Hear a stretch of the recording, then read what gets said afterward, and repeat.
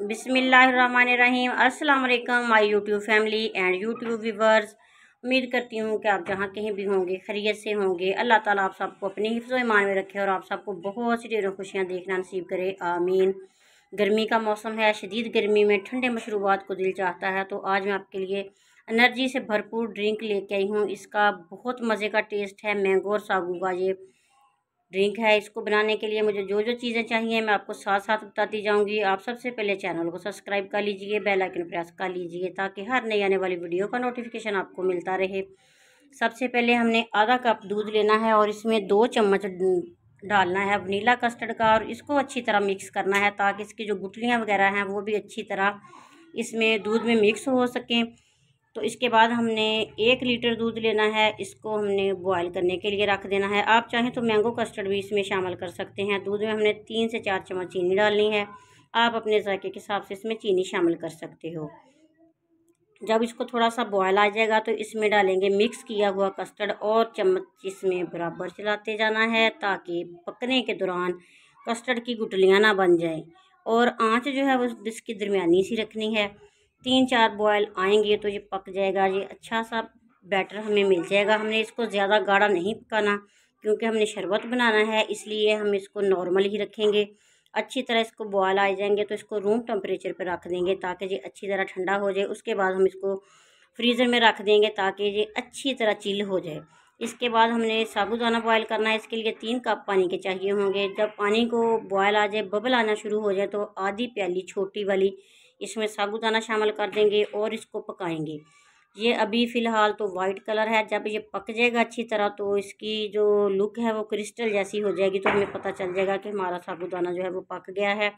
इसको पकने के लिए तकरीबन 12 से 13 मिनट चाहिए होंगे। इसके बाद हम इसको स्ट्रेनर में डालेंगे और इसको अच्छी तरह छान लेंगे ताकि जो इसको स्टार्च वगैरह लगी है वो रिमूव हो सके, और ठंडे पानी से इसको धो लेंगे और ठंडा होने के लिए इसको रख देंगे।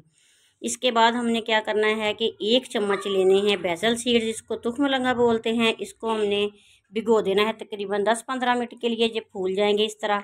इसके बाद हमारे पास है मैंगो, तकरीबन ये 700-800 ग्राम है मैंगो, जो है 3 पाव के करीब कह लें।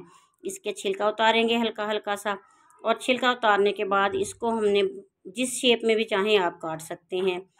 तो मैंने इसके छोटे छोटे क्यूब्स काटे हैं। कुछ क्यूब्स जो है मैं इसको ड्रिंक में शामिल करूँगी, बाकी जो है मैं बीट कर लूँगी।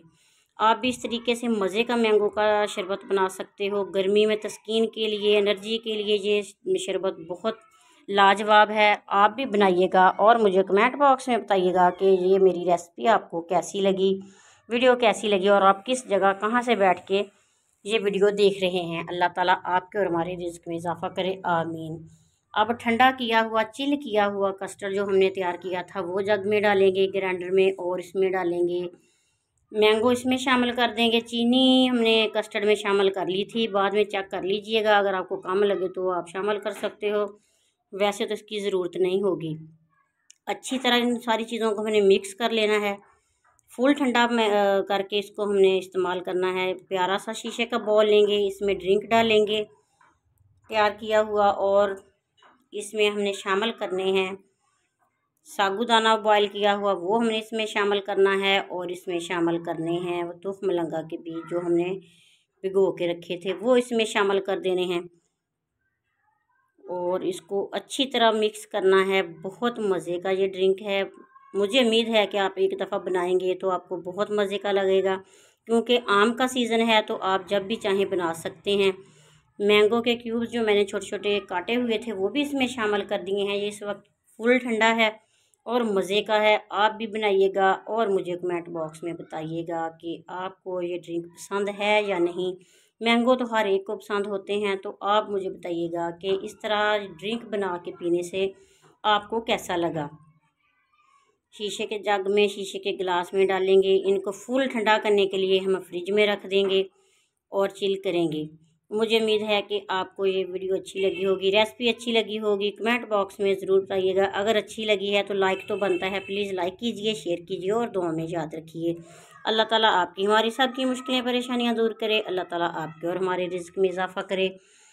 तो आज यकम है उसकी माह ज़ुल्हिज्जा की, तो मेरी तरफ़ से आप सबको एडवांस में ईद मुबारक। अल्लाह ताला इस ईद के सदके सब की मुश्किलें परेशानियां दूर कर दे, आमीन। वीडियो पसंद आए तो लाइक ज़रूर कीजिएगा और मुझे बताइएगा कि आप किस जगह, किस मुल्क, किस शहर और कहाँ से बैठ के ये वीडियो देख रहे हैं। अल्लाह ताला आपके और हमारे रिज़्क़ में इजाफ़ा करे, आमीन। नेक दुआओं, नेक तमन्नाओं के साथ आपसे चाहूँगी इजाज़त। अल्लाह हाफिज़।